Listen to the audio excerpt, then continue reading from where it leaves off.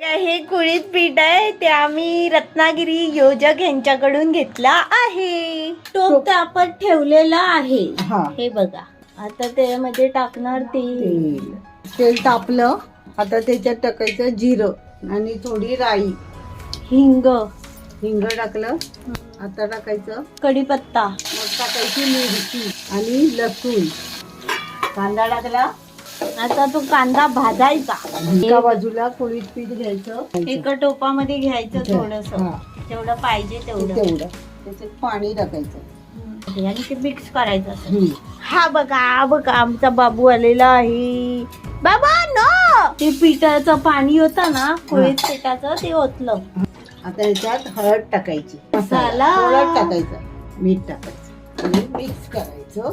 कड काढायचं. पिठी हा पदार्थ मला आवडतो. ही ही बघा झाली पिठी. पिठी, कोदाची पिठी.